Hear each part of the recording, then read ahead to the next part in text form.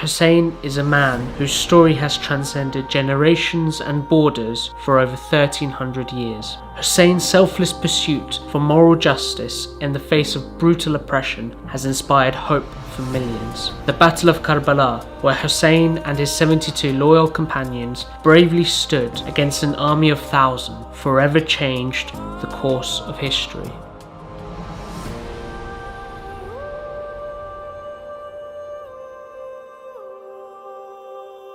Hussain was born in 626 AD in the city of Medina to the noble family of the Prophet Muhammad.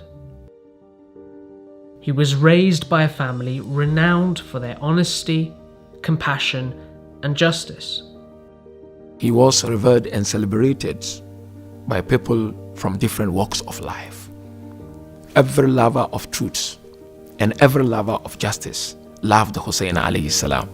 And this, no doubt, began way back while they were in the holy city of Medina. The values that he adopted as a child were the values that he learnt as he grew up. And he grew up in the holiest of houses. He grew up with his grandfather, the Prophet. As a young child, Hussain witnessed his grandfather's struggle to establish a morally just and compassionate society. They embraced a very sincere life, a very humble life. They prioritized charity, giving, and working to improve the societies they were in. Arabian society was plagued by violence and corruption. Muhammad's rise and the advent of Islam eradicated much of this injustice, and the people had widely adopted a moral way of living. In 632 AD, the Prophet Muhammad passed away, devastating a young Hussain. What followed after would impact Hussain in ways he could not yet comprehend. Shortly after the Prophet's death, the leadership of the newly formed nation fell into dispute.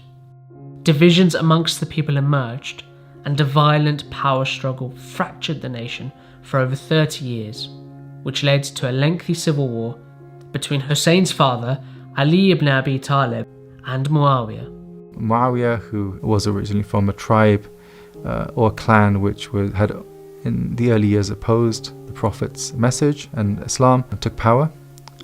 Started off in his power base in Syria, in Damascus. Ali ibn Abi Talib was assassinated, and Muawiyah assumed full control. Choosing to avoid further conflict, Hussein's elder brother, Hassan, made a treaty with Muawiyah, which would prevent Muawiyah from passing on rule to his son, amongst other things. These clauses of the truce were basically violated, and the ultimate expression of that violation was the actual assassination of Hassan himself around 10 years after that. Having violated the treaty, Muawiyah allowed his son Yazid to take over the power. Yazid was widely regarded as a tyrannical and cruel narcissist who wanted to rule with an iron fist. Yazid sought the allegiance of Hussain to cement his claim to power and gain credibility. One of the needs, one can say, of an oppressive regime is the need for legitimacy. And the important sources of that legitimacy has to come from prominent members of the society who are respected for their high morals to support them. Having witnessed years of injustice and the steady moral decay of his society, Hussain knew he had to draw a line with Yazid to prevent the total collapse of the nation to the hands of a despotic tyrant. Hussain refused to pledge allegiance to Yazid. In one sense, he was very divisive, but usually when people fight for justice, they are divisive. Usually it divides the community, those in favor of what is right and those who are not. And so in his very divisiveness, he was really making a stand that separated the good from the bad, the just from the unjust. Fundamentally, Hussain is not interested in the fight. He's not interested in taking to battle, but rather he's interested in making people aware of what's actually going on in the world, how things have changed since the demise of the Prophet. Not being able to get an endorsement from Hussain, Yazid threatened to assassinate Hussain. Wanting to avoid violence, Hussain left his home and travelled to the city of Mecca. Here, Hussain sought to rally the people and delivered a passionate sermon rebuking the community leaders who had failed to stand against Yazid, saying, "You have taken lightly your duties as leaders. You have neglected the rights of the oppressed and the lowly, but have assiduously pursued what you regard as your personal rights." His moral justice was quite a simple issue. It was that we must be willing to take a stand and even die for what is right, that there can be no compromise. And I think it's that refusal to compromise, and he was made a number of offers by the people in power to compromise, to turn back, to try a different route. This refusal to compromise, even in the face of great personal danger, that for me is the key to the morality, the ethics of his justice. Most leaders, they will remain in their comfort zones and send their people to go and do the work. They will call for justice, but they will not be on the ground or in the field to promote justice. Imam Hussain did not do that. Imam Hussain a.s. led from front. Hussain had received hundreds of letters from the residents in the city of Kufa, present-day Iraq, pledging their support in the struggle against Yazid. As the threat of violence increased, Hussain departed from Mecca, along with his family and loyal companions, and began the long journey towards Kufa. When Yazid became aware of Hussain's intention, he dispatched a brutal governor to quash the dissent, but Hussain persisted with his movement eastward. As Hussain got closer to Kufa, he was intercepted by a battalion of Yazid's army, led by a commander called Hur. Hussain, his family and companions were prevented from going any further and were forced to stop in a dry desert land known as Karbala. Hur and his entourage of forces came. His horses and his soldiers were thirsty. Hussain offered them water. He did not say, "These people are here to monitor me and to make life difficult for me and to block my way." He gave them water. Hussain's selfless act of kindness was to be met in turn with a cruel response by Yazid's army, who proceeded to surround Hussain's camp and cut off the water supply. Hussain, his family, and small army of around 72 were left thirsty for 3 days in the blistering heat. Hussain said something which rings very true for the human condition. He said, "Human beings are slaves to the world.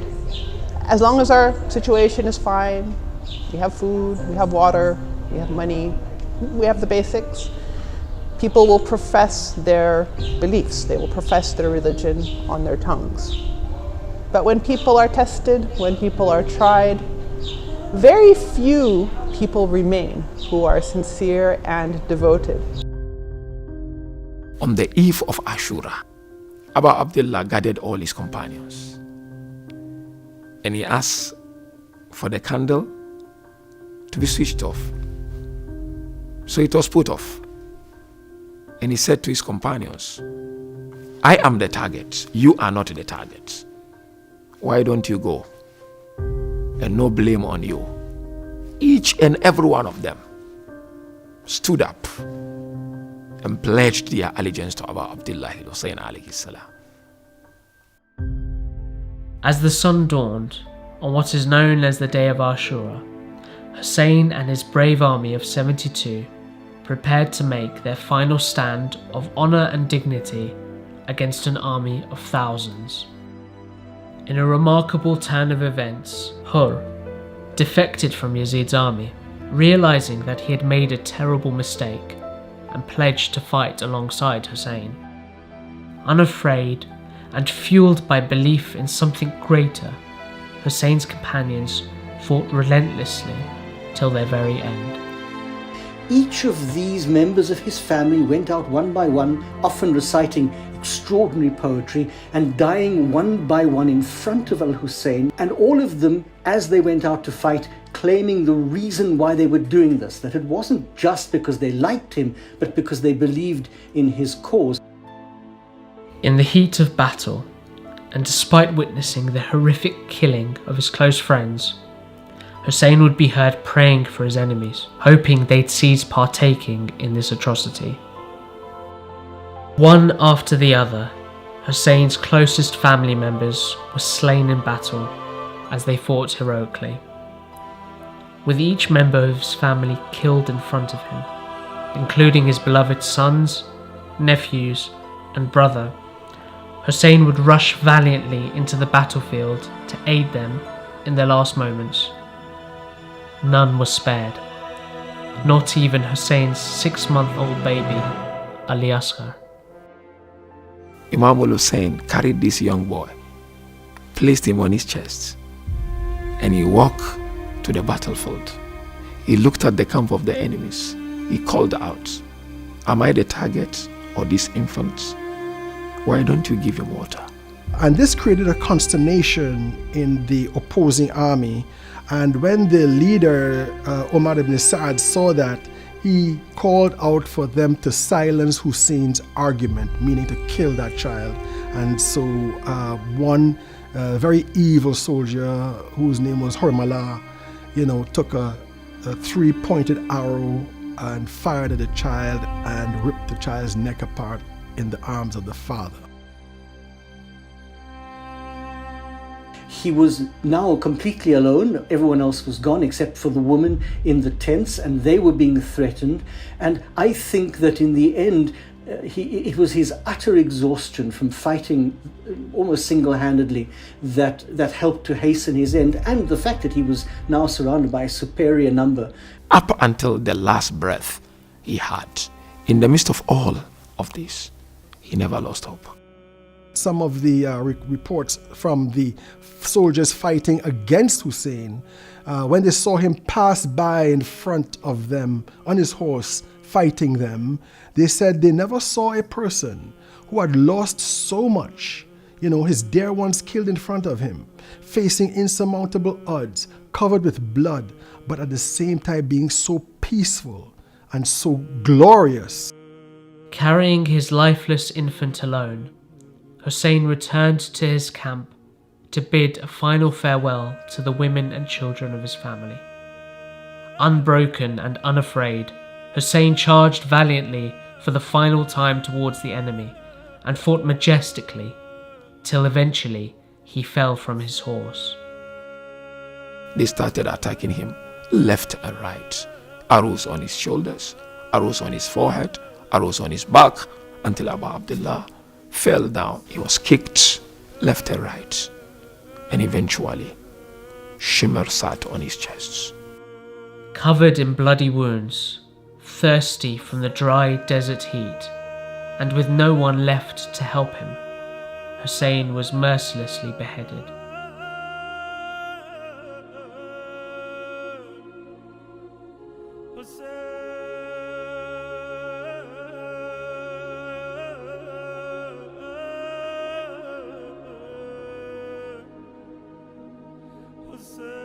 After the killing of Hussein, those who'd been killed were beheaded. The tents of the women were burnt. The women were taken as prisoners. The texts tell us that the women and the children were transported in a very brutal manner to the various leaders of the time, first of all to Kufa and then to Damascus, where they were humiliated and interrogated. But of course it is the lady Zainab, who cannot be separated from her brother, who keeps all of this alive and begins to retell the tale. And so it's a terrible time, and it's the beginning of something absolutely wonderful.